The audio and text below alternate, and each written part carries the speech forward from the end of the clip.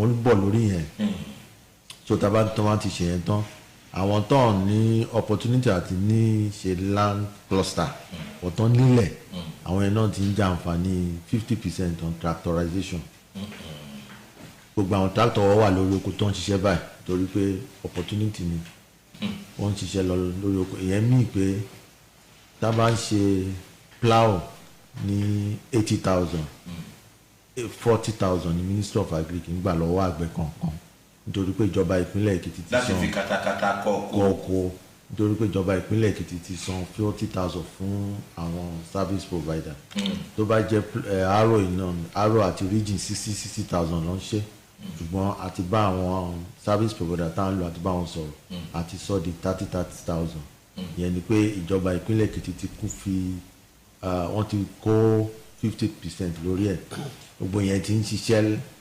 gbogbo almost everywhere ní gbogbo àwọn tractors yẹn wà tó ń ṣiṣẹ́ lọ́wọ́lọ́wọ́ báyìí. ẹ mọ̀ bí iná lọ́la commissioner wa tí a bá fako 30,000 yóò tó sáré mélòó àbí èka mélòó tàbí 30,000 sàn tàbí ní kíkọ nìkan.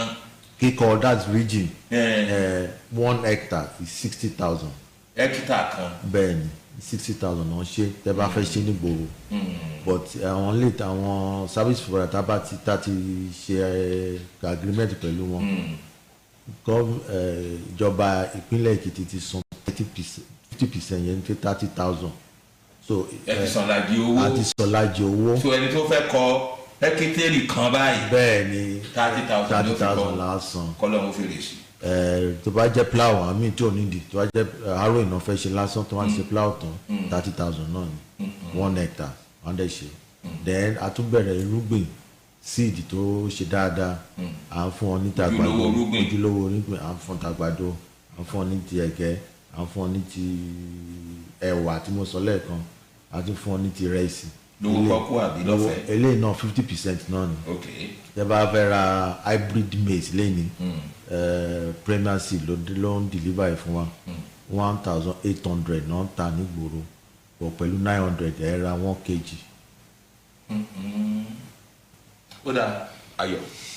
Yes, Honourable Commissioner, welcome once again. Just an overview or a review, if you may, of what your ministry has been able to do in the first 6 months of this year. Yeah.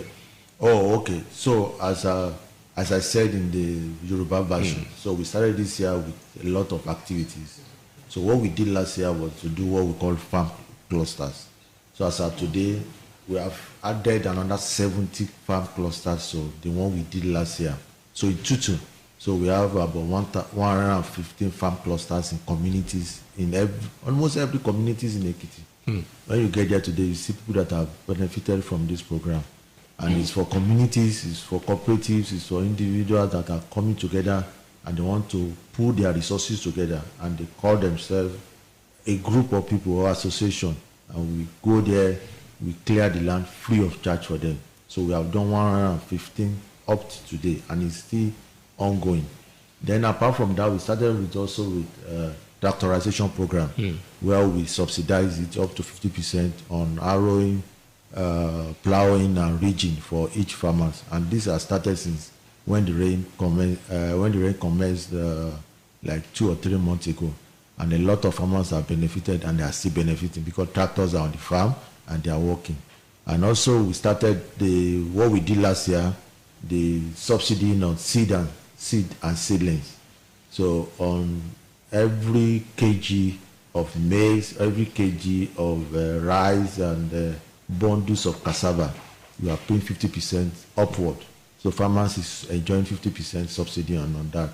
And on top of it, also for seedlings, for cocoa and oil palm, also we are also doing 50% subsidy on each of them. So for each seedlings you are buying, whether you are a cocoa farmer or you are oil palm farmers, you are bound to enjoy 50% subsidy. And on top of that, we started agrochemical distribution 2 weeks ago. Also, on every agrochemical you are buying, there's a 50% subsidy that you are bound to enjoy. And as I said last week, I was on the farm and I can see everybody in Ekiti that are genuine farmers. They're on the field and they are doing a very wonderful work. And we thank God for the peace of God that is raining in Ekiti. So if you are a farmer, you don't have any excuse. Your government has made everything very easy and very comforting and the environment is peaceful. Everybody is doing, and we believe this year by the special grace of God there will be bountiful harvest for everybody. Yes, recently we learned that the government hired those called produce officers to ensure quality and standard farm produce in Ekiti. What informed that? So what are you expecting from that move? Okay, so in a developed world or in developed agriculture, you have people that are like gatekeepers. So you don't want to, when farmers produce, the next step is also to do what we call standardization and grading of those commodities. So we have it in cocoa and cashew. Then we are extending it to food crops now. So, for example, as a cocoa farmer, before an off-taker will buy your cocoa, they want to know the quality of that cocoa. And we have people that are trained to do that. So there's an instrument they will use. They have their measurements also grade it in according to standard so that we won't have substandard products being taken out of the Ekiti. Because when you get to the market, it spoils your reputation, your brand. So that this cocoa is coming from Ekiti must be genuine, must have a high quality that can command a very high price, a premium price in the market. And that's what we get. We have some of the old produce officers that are retiring. So we got approval from His Excellency Biodun Ambani for recruitment of new blood into the system. And that's what we did. Yes, there's this $22 million cocoa rejuvenation program, which has been funded by the United States Department of Agriculture. Of course, Ekiti is also benefiting from that. I'd like you to tell us more about this program. Oh, okay. So the U.S. government wants a partnership with Nigeria on cocoa. Cocoa is what we use for chocolate. So when you go to the U.S., EU, they are chocolate eating countries, not like Nigeria. We don't eat chocolate as such. So they are very careful and they want to know the source where that cocoa is coming from. And that's why they came up in 2022 with that program. 6 states are benefiting: Ekiti, Osun, Ekiti, Ondo, Cross River, Abia, and Taraba. So and the other thing, and Taraba State, they are benefiting that program. And the program is also to start where we were in cocoa production before, during the western region, Ondo State, where Ekiti State also was part of it. We were the major producer of cocoa, but a lot of things happened that we went, that affected our productivity. So we are bringing it back today by, first of all, extending the good actuarial practices to our farmers, to ensure that they produce in the right way, and also to have access to improved seedlings. So the seedlings that they have in those days, maybe it take them 5 to 10 years before it start fruiting. But now with new genetic that they have, 2-3 years, and with good actual practices, they start fruiting.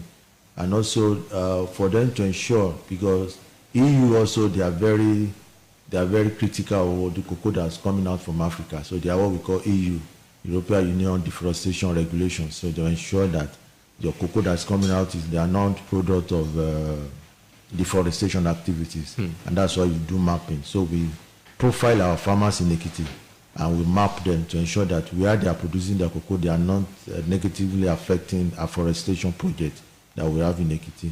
So our cocoa today, because of traceability that has been embedded in it, it commands a very premium price in the world market because of the activities of USDA program, or what we call TRACE program that we are benefiting. A lot of farmers this year, they got new improved seedlings developed by Crane. Crane is a Cocoa Research Institute of Nigeria. They are in Ibadan. They develop a new strain of cocoa, which we are giving to our farmers, and they are doing very, very well. So, Baba wa Olola Commissioner wa Ebenezer Oluwade. Wọ́n ní Ebenezer ló ń jẹ́ ní ìlú Olúwaṣèkínní. Wọ́n lọ́wọ́ dé. Olúwadé máa ràn yín lọ́wọ́. Àmín. Ẹ ti sọ bí inú yín ṣe dùn bí àwọn oúnjẹ ṣe wà lóko, bó ṣe ń dàgbà sí, tó sì ń mú ìwúrí wá, àti àwọn tí ẹ̀ ń ṣe fún àwọn àgbẹ̀, bóyá lọ́dọọdọ ni àbí ní àkójọpọ̀ ilé tí ẹ̀ wé bá wọn falẹ̀ fún wọn nírúgbìn fún wọn ló tó àwọn àyè tẹ́ bá ṣẹ̀ṣẹ̀ ń gbọ́ wa àbí tó ṣe pé ibi òyìnbó lẹ́ti darapọ̀ mẹ́tò yìí àwọn tá a ti sọ sẹ́yìn nìyẹn o bíbi kó oúnjẹ ó sùn wá bọ̀ kókó kan tó wá wà nínú iṣẹ́ àwọn Ministry of Agriculture yìí òun ni sísọ iṣẹ́ àgbẹ̀ dohun àmúṣọrọ̀ a ti sọ kó oúnjẹ ó sùn wá bọ̀ o òun ni tàkọ́kọ́ bá ní fákó bá ní fún wọn nírúgbìn yẹn o ṣùgbọ́n ètò kan wá ń lọ lọ́wọ́ báyìí ẹ̀rí polórin kan kọrin nígbà kan ó ti ṣe díẹ̀ sẹ́yìn báyìí ò bẹ́ẹ̀ bá rántí wọn ló di igi ìdáná lóko igi kòkó di igi ìdáná lóko bàbá ṣé bẹ́ẹ̀ ló ṣe tí ó sì máa di igi ìdáná lọ́dọ̀ nítorí mo gbọ́ pé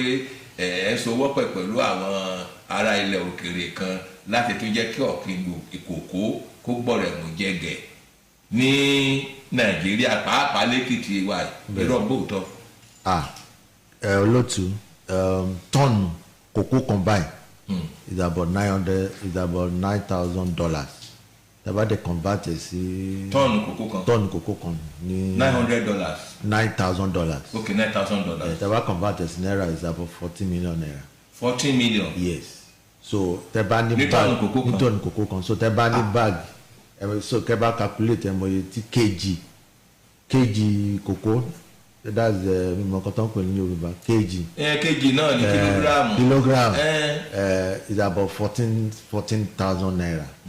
So kòkó ti di gold.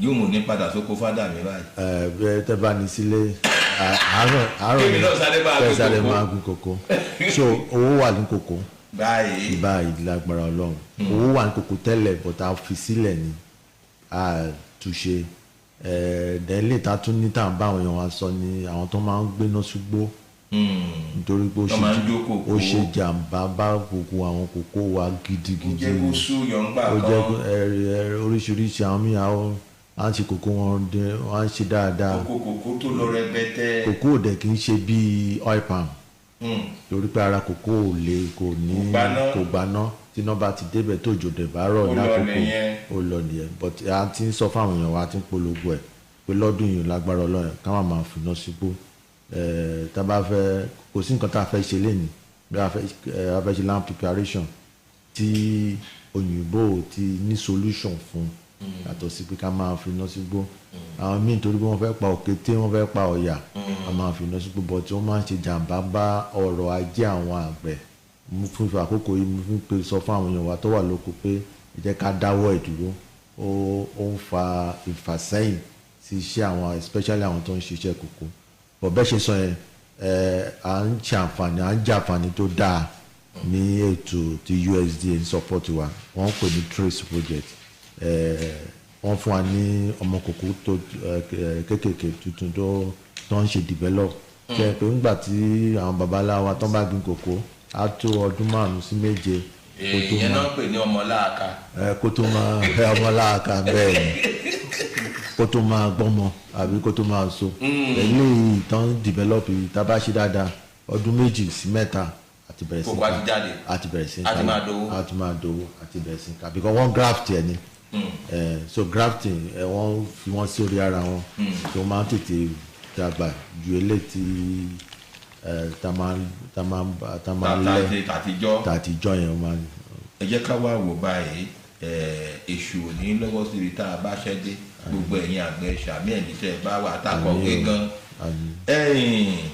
wọ́n ní ó ń bọ̀ àwọn làádẹ́ẹ̀dì àwọn èèyàn tiẹ̀ tún yí padà báyìí wọ́n ní ojú ni wọ́n ń bá dù kí ni ìyàtọ̀ nínú káàdì àmọ̀dé nǹkan tí àfẹ́ kó lọ àti àbójútó tí bí àwọn táwọn sọ yìí náà àbójútó náà ló ń jẹ́ ká mọ́ kàn mọ́ yí èdè Yorùbá padà bí ò ṣe yẹ wáyé o iná kì í ṣọ̀rẹ́ oko a dẹ̀ mọ̀ pé ọ̀pọ̀lọpọ̀ ọ̀nà ni kinní ń gbà láti bà èrè oko jẹ́ pàápàá fún àwọn àgbẹ̀ onígi ìṣòwò tí ó jẹ́ bíi kòkó kọfí àtàwọn igi míì tó jẹ́ pé èso wọn owó ńlá ló bá dé lásìkò ọ̀gbẹlẹ̀ àwọn àgbẹ̀ a máa ṣánko múná sóko ibi tí wọn ò rò pé náà ìyá á dé adébẹ̀ akọjá abẹ ó dáa iná ti jó oko kòkó tó pọ̀ rẹpẹtẹ tó jẹ́ pé ìlú òdì kejì nínú yẹn gbà wá dókítà ṣe bẹ̀yẹn nìkan kí la rò wípé àwọn àgbẹ̀ lè ṣe kírú àdánù báwọn yìí kó má máa wáyé nígbà tá a kò kú sẹ́yìn tá a lọ síbẹ̀ pé dandan òun fẹ́ lọ gbéná sóko olóko ó dàí tó wá tìlú bòmíì wá tó wá jókòó olóko tó ń lọ bí éka gbẹrẹrú tó lóko débẹ̀ tó káwọ́ mórí tẹ́ ààrẹ nílẹ̀ lẹ́kún kí ni a rò pé a lè ṣe. jerry olóòtú ó póríṣi sọ́nà mẹ́ta tá a lè ṣe ọ̀nà kíní nípa tí ìjọba ń kó ọ̀nà ládẹ fi ń ṣe àkókò yìí tá a fi ń sọ fáwọn èèyàn wa tó wà lórí oko pé ká má máa finá sí gbó oríṣiríṣi ọ̀nà àwọn èèyàn fífẹ́ finá sí tó ń ṣọkọ ọdún bẹ́ẹ̀ ni ká má máa finá sí àwọn kan wà tó jẹ́ pé ẹran náà fẹ́ pa bẹ́ẹ̀ ni àwọn tó ń fi wò kété kódà ìbọn gbà míì tán bá yin ìbọn bẹ́ẹ̀ ni ó lè lọ mú lọ́wọ́ kọ́lọ́dẹ́lẹ̀ tí bá ti dé ẹ lọ. bẹ́ẹ̀ ni tẹ́ẹ̀ lẹ́kìtì a ní òfin tó sọ fún wa pé àgùdọ̀ máa finá sígbó ó wà ẹni tó bá lo ọtí lófin yẹn so a fi ń sọ fún àwọn èèyàn wa pé ẹni tó bá lo òfin yẹn ìjọba á lùfin ìjọba ni òfin dáná sígbó ó ti wà dáadáa then àwọn tá a bá ní plantation tá a bá ní oko there is what we call fire tracing tí ẹgbẹ̀lẹ̀ bá ti dé ẹ jẹ́ ká rí i pé gbogbo àwọn ẹgbẹ̀ẹ̀gbẹ́ igi àwọn koríko akíntọ́lá tó súnmọ́ ẹ jẹ́ ká ṣọ́n àpàlà sí bí ẹsẹ̀ bàtà mélòó bẹ́ẹ̀ ni a lè ṣe bí ẹsẹ̀ bàtà bí 5 sapá ọ̀tún kí gbogbo etí oko yẹn mọ́ kó mọ́ lọ torí pé ilé tó bá fẹ́ wá láti ẹ̀gbẹ́ kò ní ráyè láti wọnú oko yẹn lọ so a máa ń sọ fún àwọn àgbẹ̀ wa kan ṣe so tán bá lè lọ opportunity kan ṣe lọ́dún ìlágbára lọ torí pé investment náà ń ṣe sóko yẹn owó náà ná sí lọ́dọọdún wọ́n ra agrochemical wọ́n fún ẹlẹ́bùrà lówó wọ́n ra seedlings oríṣiríṣi ra pọ́ǹpù wàhálà sí so ọlọ́run ò ń jẹ́ kí iṣẹ́ wa kó já sásán so kàn ṣe fire trace tó máa ṣe fire trace yẹn a rí ilẹ̀ ẹ̀kú wọn. All right. To take you back to the issue of cocoa, the European Union has always raised the issue of use of toxic chemicals in the production of cocoa in Africa. What are you doing to ensure that cocoa in Ekiti is acceptable and does not fall within this category? Okay, so what we do is that we provide, that's why I started by saying we call what we call traceability. So they want to know where that cocoa is actually coming from. Cocoa is a food crop for them in the EU. Yeah. They turn into chocolate, so they will ensure that what we call maximum residue level on chemical constituents in the particular cocoa is not above what is required threshold. So what we can do is to provide training for the farmers. So some people, they are going to the farm to harvest cocoa tomorrow. They will apply agrochemical yesterday. So the potency of that chemical will still be very strong on that cocoa. So we are telling the farmers that the number of allowable day or allowable week for you before you start harvesting, before you apply your insecticide or your herbicide or whatever may be, must be somewhere below that threshold level so that you won't affect the maximum residue level of the chemical composition into the cocoa. So it's for us to ensure.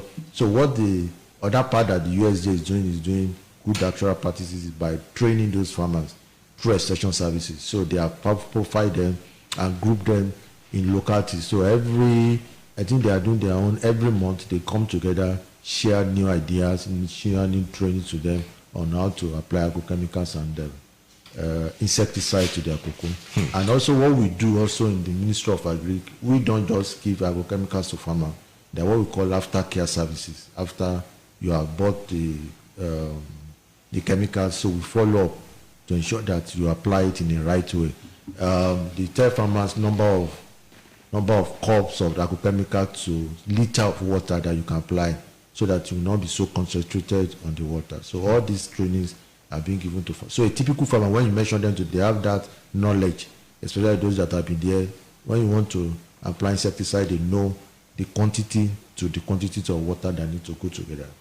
All right, let's now cross over to livestock production program in Ekiti. Yeah. I'd like you to update the people concerning the livestock production, and of course, the recent World Bank approved abattoir to be built in Ekiti. Okay, so I think you're asking two questions in one. So the abattoir, I will answer it. Let me talk about the livestock generally.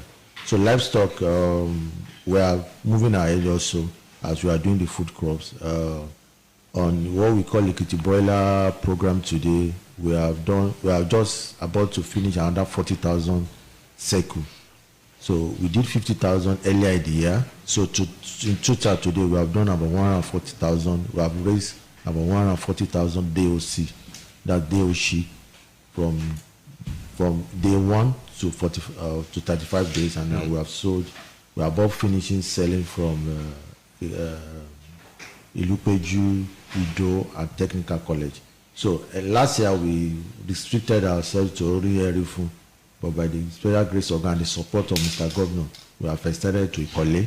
So we're in Ikole now, we're in Ilupeju, we're in Ido, we're in Technical College, and our plan before the end of the year, we are moving to the south. We are moving to Ikere, Irepo, for Repo, Nfelo, Ode, and Emure to extend the program. The program has been shown to be very positive and very show remarkable performance, especially for our youth. It's just doing two things: empowering the youth and so train the youth and act of a racing bed. I think when I was checking the figure yesterday, the profit they have made so far, they have made close to 75 million profit, and the profit is 100% owned by the youth. So it's just like you are working for yourselves, and that was the concept. So all the youths that were on board, we train them to ensure that they have that entrepreneurial spirit. Work, then all the profit accrued to the business is 100% owned by them, and they divide it among themselves. On the abattoir that we mentioned, that's under AirPress, Livestock Productivity and Resilience Scheme. So we thank God and we thank the support of Mr. Governor, because Ekiti State play an active role on AirPress. We are one of the 20 states that is participating, and we pay our counterpart fund 100% by the Mr. Governor. So kudos to him for this support. What the World Bank support is doing is that what we have in Ado today is not an abattoir. It's what we call slaughtering slab. So it's not 21st century compliant. So I think last year the governor was at the abattoir, and he called me and said, "What you have here is not an abattoir." I said, "Yes, sir, this is not an abattoir. We are working with the World Bank to get a 21st century abattoir, and by the special grace of God, by next week we have we start open the bid for people that are bidding for it, and the following week, by the special grace of God, Mr. Governor, we lay the foundation of that abattoir, and within the few months that we should be able to have this 21st century and the multi-purpose abattoir in Ekiti that will fit for purpose, because our meat that we produce in Ekiti must meet that standard. We have started to train the butchers and the meat processors, because we don't want to be in a place where we bring new technology and we displace the legacy butchers. So we want to accommodate them, but they need to be trained. 2 weeks ago, we started training with them. I think we did about a week training, and we did it in the south, the central, and in other part of the state, and we even did a practical one. So this training will continue until we finish the abattoir. And when we finish the abattoir, we bring them into the space also participate. So it's a game changer for us in the meat value chain in Ekiti. So our meat now, by the special grace of God, going forward, the meat, what you can see in Europe, what you can see in America, because of the process that it will follow. Ẹ kú ohun ọlọ́lá kọmíṣánná wa, ẹ sì kú ìjókòó. Mo yìn yín láwo lórí gbogbo àwọn akitiyan ìjọba lórí kí iṣẹ́ àgbẹ̀ kó lè tẹ̀síwájú, kó oúnjẹ ó wà lọ́pọ̀ kó ọ̀yọ̀kú, kí a sì lè ṣe àgbẹ̀ de ọlọ́rọ̀. Mo ní àwọn ìbéèrè kéékèèké bíi mélòó kan kó tó di pé a kọjá lọ sí ìgboro káwọn èèyàn tó bá wa dá sí. Nígbà tí ẹ ń sọ̀rọ̀ nípa ìtọ́jú oko bí ẹ ṣe ń fún wọn ní oògùn kankan, ọ̀pọ̀lọpọ̀ àwọn egbòogi kan wà tí àwọn àgbẹ̀ wa láti jọ ń lò tí wọ́n dẹ̀ fẹ́ràn gan tó dàbẹ́ ni pé ó múnádóko dáadáa à ń pe kinní ní gamalin 20 nígbà yẹn irú wa wọ̀nyí báyìí sì gbọ́njú mọ́ torí à ń bá bàbá wa lóko dáadáa ààrí gamalin 20 yìí ní gbòòrò mọ́ ṣé wọ́n ti fi nǹkan míì rọ́pò ẹ̀ ní tó lágbára ju gamalin 20 yìí torí àwọn orílẹ̀-èdè míì bíi Gambia nǹkan tí tójú wọn ò tí ì làbúyé ó dẹ̀ra ní bíi ti Nàìjíríà gamalin 20 wà ń bẹ̀ Nàìjíríà bóyá la rí mọ́ kí ló ṣẹlẹ̀. gamalin 20 ti lọ lórí olóòtú nǹkan tó wà lórí gamalin 20 is not. bí ó lágbára jù ó lágbára ju nǹkan tó fi ń ṣe nǹkan tí èèyàn ń jẹ lọ. ṣé èèyàn tó bá mú gbà yẹn Ọlọ́run á ràn lọ́wọ́. wọ́n fi ń lo gbé májèlé lórí. gbé májèlé lórí so science want to develop a new tí ò lágbára tí ò lè pa ẹ̀mí èèyàn lára. tí ò lè pa ẹ̀mí èèyàn tá a dẹ̀ tún ṣiṣẹ́ tó yẹ kí gamalin 20 kò ṣe so. ṣé pé gamalin 20 di olóró jù. eléyìí question tí ayọ̀ béèrè lẹ́ẹ̀kan nǹkan tí ó hàn fẹ́ ti produce wa ní world market nìyẹn. ṣé ẹ̀kan tó bá ti kó kòkó débẹ̀ wọ́n test ẹ̀. àwọn kòkó tó bá ti lọ láti Nàìjíríà lọ sókè òkun. gbogbo wa tó bá ti wá láti àwọn àwa la kì í jẹ kòkó bí àwọn olóyìnbó àwọn ló ń jẹ chocolate jù. kẹtó fẹ́ kẹrọ mu tí láàárọ̀ ẹ̀ ń jẹ chocolate ẹ bá ń jẹun lọ́sọ̀ọ́ so it's part of their meal ó jẹun yọ lára. oníṣẹ́ ara ti chocolate ṣe lára ní nǹkan jẹ̀dí làwọn àkàkùn bíi. àkínṣe kan jẹ̀dí o ló ti ní chocolate. nǹkan tí àwọn tẹ bá dé Europe tẹ bá dé America ẹ̀rí pé tó máa kó wá tí ó máa ń bọ̀ látọ̀ nǹkan tó máa ń kó wá gẹ́gẹ́ bí búrẹ́dì wa ń gbà. oríṣiríṣi ọ̀nà náà dẹ̀ ń gbà ṣe. so àti wọ́n ti develop new brand. ẹ ṣeun lápò lórí ti yẹn wàyí o àgbẹ̀ yapa lóríṣiríṣi.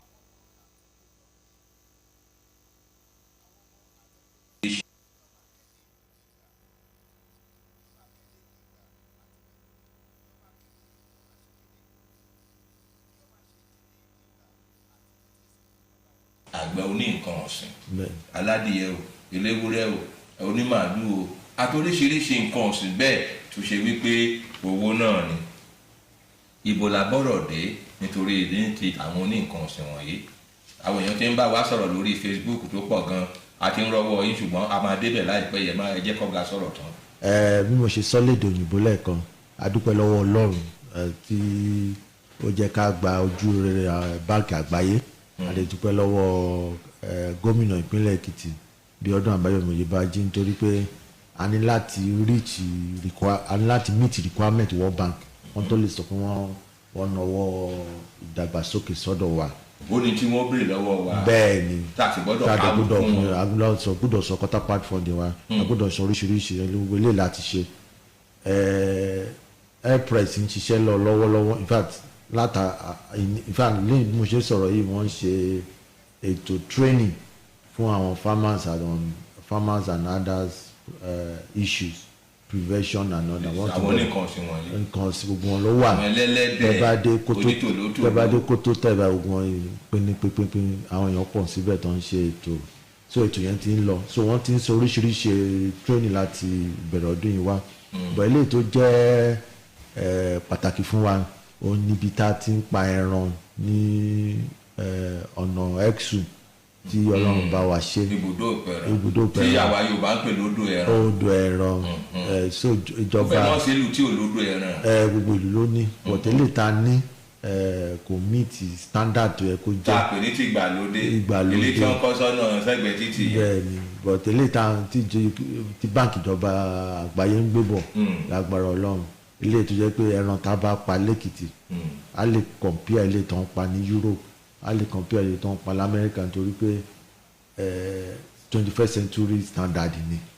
ẹ̀gbọ́n kọmíṣánná bó lọ̀rọ̀ pẹ̀rán ṣe tún bá fẹ́ di góòlù ó di kọ́ńfọ̀ bẹ́ẹ̀ kán dúró ẹran rárá kí wọ́n kún. kò sí bẹ́ẹ̀ kì í sí bẹ́ẹ̀ tiẹ̀ pé ẹran kàn ṣàládà kàn ṣàṣàkúṣà. tiẹ̀ pé tẹ́ bá ti rán ní those days tẹ́ bá lọ sẹ́kọ̀ọ́ tẹ́ bá pa ẹran tán tẹ́ ń gbó láti odò ẹran tẹ́ ń gbó lọ sọ́jà ẹ̀rí kan á gbé sórí ọ̀kadà. jàbàjàbà gbogbo àwọn yẹn. lẹ́kìtì gan inú ṣaka gbogbo wọn yẹn ti dá nǹkan àfìsẹ́yìn. kò gbọ́dọ̀ rí bẹ́ẹ̀ mọ́. àti ṣe training fún àwọn apẹran àtàwọn tó ń process àtàwọn tó ń hàn yẹn. gbogbo alápàtà.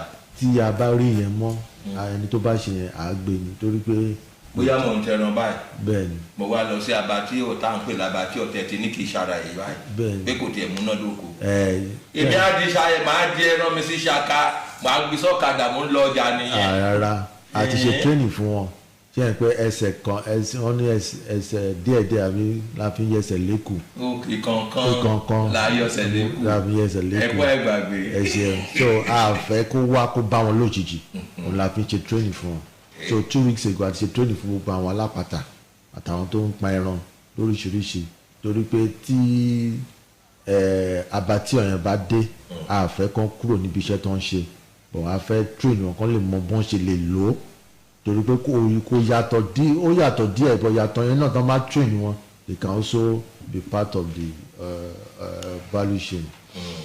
Yes, I'd like you to tell us how far you have gone with the Bring Back the Youth in Agriculture program, which the government has partnered WiseJ to do, and also add the Agbayawa farms. Okay. Latest update concerning this too.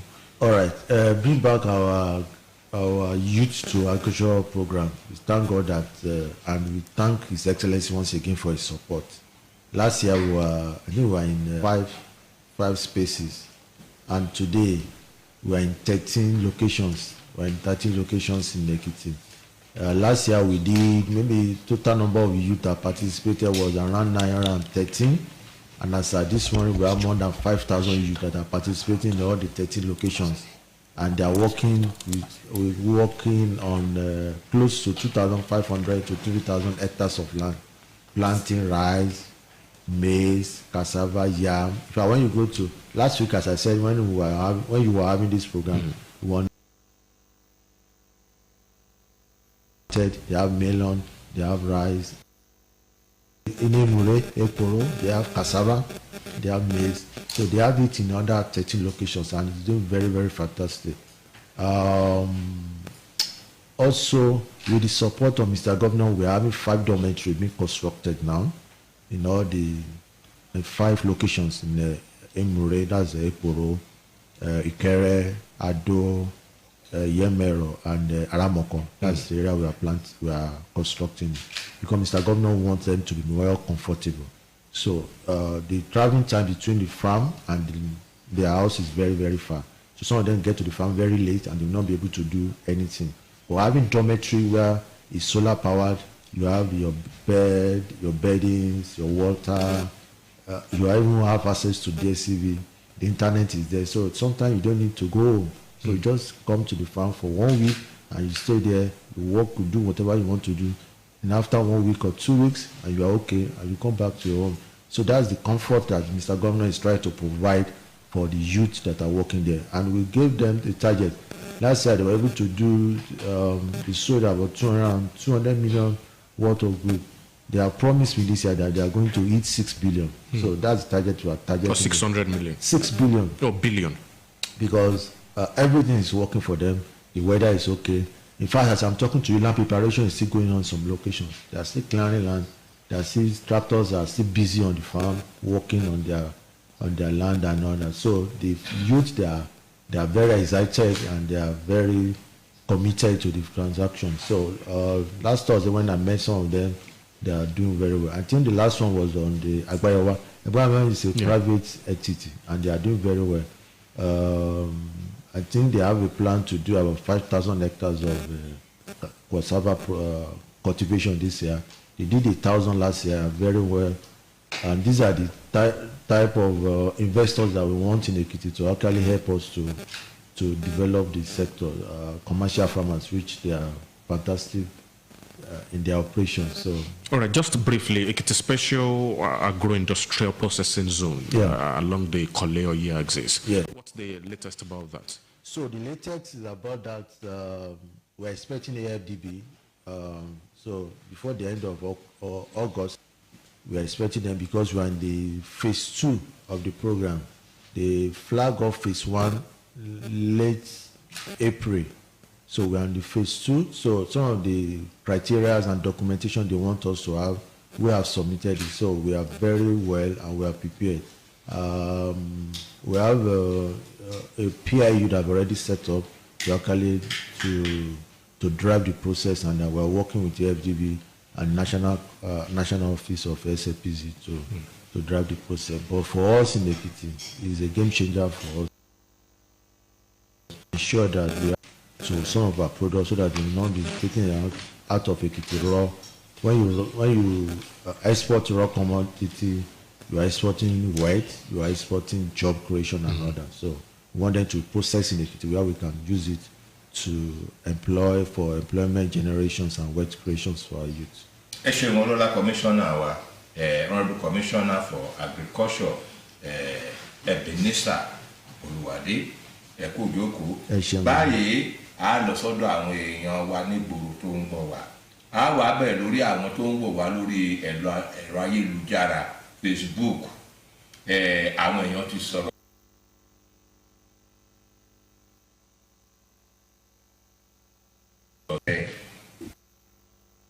Ló ń wò yín tí wọ́n sì mú kálukú gẹ̀ẹ́dẹ̀ ẹlòmíì gan rẹ́rìn-ín ó juwọ́ kí ni wọ́n wí. Yes, so much book this morning.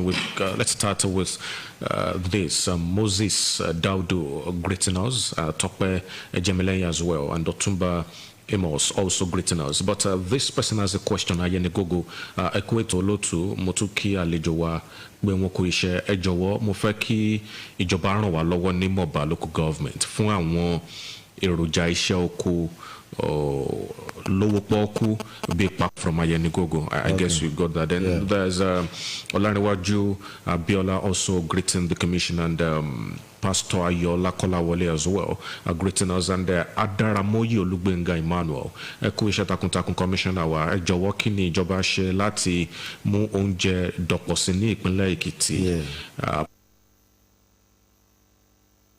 Price regulation kí ni ìjọba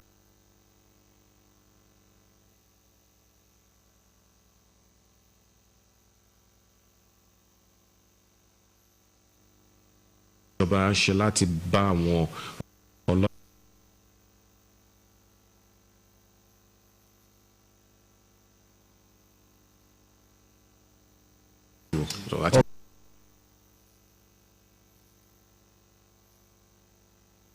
I want us to touch before we move away from those questions on the market, that the price regulation, and the food. So by the special grace of God, we launched Ilueye early this year.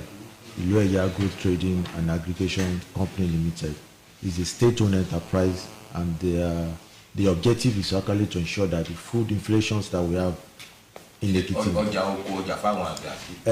Ọjà fáwọn àgbẹ̀, but bá ṣe ṣe ni pé company máa ń ra àwọn ọjà látọwọ́ àwọn àgbẹ̀ padà. Àgbẹ̀ tó bá fẹ́ ta gbogbo, tó bá fẹ́ ta ìrẹsì, tó bá fẹ́ ta ẹ̀wà, a máa ní opportunity láti rà ó padà. Ṣé rí iṣẹ́ àgbẹ̀ is market. Let me say it in English. I will not do transaction.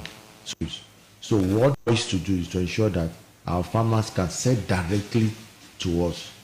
So because when you allow the issue of middlemen in this circle, they are there, because from the farm gate to the market, there are a lot of activity that takes place in that gap. So we set up our Ilueye Agro Trading to actually to bridge the gap between the farm gate, beginning from last year to even up to now. We are still buying from the farmers. Some of the farmers that we supported, some of the youth in agriculture and other. So when you go to where we have them stored, but we can't sell it in wholesale to farmers or to market women, because when you sell it in wholesale, the whole objective is being defeated. So we have a retail angle, and that retail has been constructed in Agric-Olope, where we have a small shed for storing and a small shed for people to come in and to buy. So in 10 days time, Mr. Governor will commission that process. So the process will move from buying from the farmers from the farm gate, store at a place, then we take it to the market where it will retail directly to the farmer. And also we are taking something today, we are taking data on the price movement of our activities, price of garri, price of rice, price of beans in the market, to ensure that the moment we see that it's spark in parts of a particular product, we will also introduce our own to temper the price We are not distorting anything. We are not distorting the flow of the commercial. The sellers should still sell their produce, but we ensure that we monitor each commodity and the price movement of each commodity. We are taking those data today. We can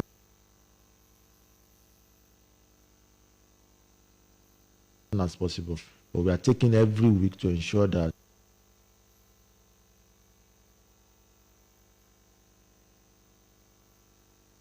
inflation, AI food inflation. ẹ ṣeun tó ọ̀rọ̀ bẹ̀rẹ̀ ò kágbọ̀n àsìkò wa ń lọ gbogbo nǹkan tí wọ́n ń ṣe wọ̀nyí náà wọ́n ní afẹ́ ṣẹ́gun ọ̀rọ̀ alágbàtà tí ń ṣọjà àdọ̀ wọn àwọn tá a lọ kágbẹ̀ mórí oko tí wọ́n á rà lówó pọ́ọ́kú tó á dẹ̀ gbé wá sọ́jà tó á sọ di góòlù ìyọ́n níjọba ti ń gbé ilẹ̀ iyì ọjà kan tí mo máa pè ní ìlú ẹ̀yẹ yes tá a máa ti ta èrè oko. So àwọn tó bá fẹ́ consume tó lè ra àwọn tó fẹ́ jẹ́ gidi là á ta fún kì í ṣe àwọn alára tuta. 08130132097 lẹ́ẹ̀kan sí 08130132097 lásìkò péréte tó kù ọ̀rọ̀ pọ̀lẹ̀ tó ń jà mọ́lá. ẹ káàárọ̀ bẹ́ẹ̀ o. ẹ máa gbọ́ ọjọ́ mẹ́ta o. orúkọ ti yín o. orúkọ tèmi ni Ṣọlá Ògúndáre láti ràn àkókò. àbọ̀dá Ṣọlá. mo kí kọmíṣánná wa ọlọ́run á wà pẹ̀lú wọn. ẹ̀yin náà ẹ wo gbogbo nǹkan tí wọ́n ń sọ wọ́n ní tí ebi bá ti kó inú jẹ́ jẹ́kùjẹ́. tẹ bá dẹ̀ wọ gómìnà yìí náà gbogbo iṣẹ́ tó yẹ kó fọwọ́ kàn òun náà ni wọ́n fọwọ́ kàn lọ́pọ̀ ọ̀kan. ṣùgbọ́n mo wá fẹ́ béèrè pẹ́sọ̀n kan lọ́wọ́ kọmíṣánná wa torí mo rí wípé wọ́n kú sí wọn. ẹ jọ̀ọ́ àwọn àkàndá kí ni nǹkan tẹ̀ ń ṣe fún wọn náà láti pé káwọn náà lè kópa nínú ètò ọ̀gbìn yìí ẹ fún ètò. iṣẹ́ àgbẹ̀ fáwọn àkàndá ẹ̀dá. bẹ́ẹ̀ni we have special I think the essay to the governor of special education actually raised it with me. òun la ṣe lọ́sẹ̀ tó kọjá. tọ́jú lẹ́sọ̀ kọjá so mo ti sọ fún wọn pé àwọn tó bá ti ní ìfẹ́ sí iṣẹ́ àgbẹ̀ lára wọn kọ́ kọ orúkọ wọn wá àá fún wọn ní first treatment. àwọn là àkọ́kọ́ dá sí tán bá wá pé àwọn fẹ́ gba àkó chemical ni wọ́n fẹ́ gba seeding ni o wọ́n fẹ́ ṣe oko àkàndá tó bá dáko tó bá fẹ́ ọ̀rọ̀ wọn jẹ́ ìjọba lógún. nítorí nípa ti fàdámà wa mo lọ sí Ìkẹrẹ lọ́dún late last year no late last year lára wọn gba ìdìyẹ lára wọn gba kí tó ń fi ṣe gààrí tó ń fẹ́ fi ṣe àti fún àwọn èèyàn wa fún wọn pé àwọn ní kọ́kọ́ consider. ẹ ṣeun yẹn àwọn àkàndá. ṣé ti gbọ́ alàgbà Ṣọlá Ògúndáre. hello. ẹ káàárọ̀ mbẹ́ o. ìjọba láti jọba ìṣẹ̀wọ̀n lógún mẹ́. mi gbọ́. ìjọba ìṣẹ̀wọ̀n lógún mẹ́ kájọ láti. kí ló kọ yín. Ayọ̀ Awókúnlé. Ayọ̀ Awókúnlé. ẹjọ́ káwọn tí wàá ní kájọ láti kí ẹ gan o. olùkó pọ̀ mbẹ́ ìyàwó mi dẹ̀ jọ wá dẹ̀ kú mbẹ́ kò sóhun tó a fi ti kú mbẹ́ kájọ kọ́ máa tó tọ̀wù síbẹ̀. ok kọmíṣánná ń gbọ́. hello. ẹlẹ́mẹ̀ o. àkókò wa ṣe. ẹ káàárọ̀. ẹ ṣeun ẹ káàárọ̀ o. Tọ́pẹ́ láti láwẹ̀. ẹ ṣeun Tọ́pẹ́ láti láwẹ̀ pápápá. ẹ̀jọ̀ mo fẹ́ béèrè nípa maximum residue level dọ́tọ̀ mẹ́rin ní èdè pẹ́ẹ́rẹ́ dá wọn sọ time. maximum kẹlẹ́bẹ̀. maximum residue level dọ́sọ̀ lẹ́ẹ̀kan bóyá tó ká tó fẹ́ fún mi pakopako àmì kíní ìkórìkórì ọjọ́ tó máa fi ṣáájú ọjọ́ àtẹ̀sí fún ọ̀pọ̀ ẹ̀ẹ́dì fún ọ̀pọ̀.